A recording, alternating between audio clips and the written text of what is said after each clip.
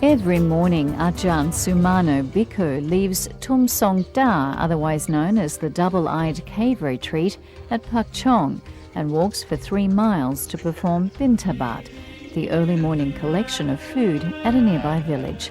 There's nothing unusual in this. Monks have been performing this ritual for hundreds of years.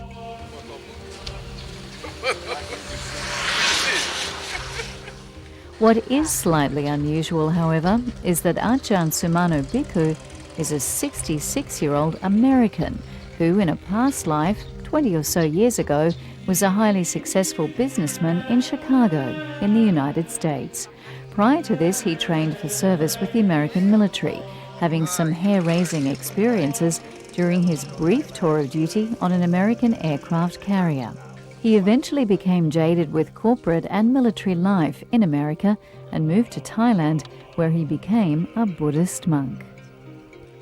By and large, Ajahn Sumano enjoys a pleasant relationship with the people of the village, although he has put some noses out of joint by his perceived interference in activities, such as the environment, when he opposed such projects as chopping down the trees that he planted near his retreat for the expansion of an adjoining tapioca farm. Consequently, there are no contributions put into his bowl by the woodcutter's wife.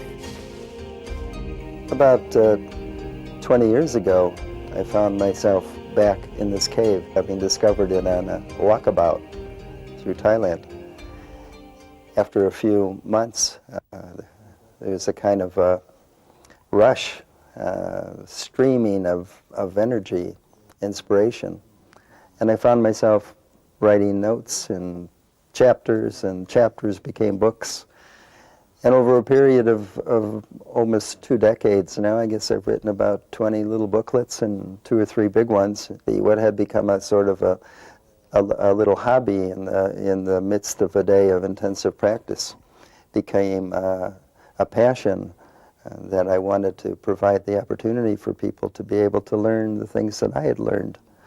And by writing and by giving talks and by making myself available for people, and my life has become quite rich and quite full. And I feel like I haven't wasted any time. Over the years, he's produced some significant work, some self-published, while others have been printed and distributed by Asia Books. But his quest to impart knowledge isn't limited to sitting in his cave and writing. Ajahn Sumano has a fairly hands-on approach to teaching, as he demonstrated during a recent visit to a large international school in Bangkok. By this time, you should realize things that end begin again. Is that true? You die at night and you wake up in the morning? You know, if that principle makes sense to you, then the fear of death will go away. You're going to get born again, depending on your karma. That's why you want to live this life as best you can. The informal get-together ends with a brief introduction to the art of meditation, a technique proven to strengthen the mind, which in turn strengthens the body. While it's important to get out into the community, it can get a bit time-consuming, as Ajahn Sumano also has a lot of commitments back at the Double-Eyed Cave Retreat, which has to be kept neat and tidy in order to receive the many people who flock there, some with quite serious problems they need help and advice with, while others simply come to learn more about Buddhism and the mysteries of life, death, and the constantly revolving wheel of karma. So, what do I mean when I say everyone dies but no one is dead? Obviously we have a life. We're born, we're in this form for a certain period of time until the form wears out. We're talking spiritually. The point is, in this statement, things arise and they pass away. But after they pass away, they arise again. So it's not like things have a finality. It's not like we die and it's the end of the story. We die and we're born and we die.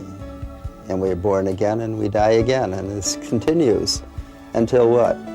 Until we've completed the process. This is a very fundamental aspect of the Buddhist teaching. Man's death is the least of all things material. What is left to the world is our virtues and our vices. Anyone wishing to know more about the meaning of life and death can visit Ajahn Sumano Bhikkhu's website, www.nextlife.com.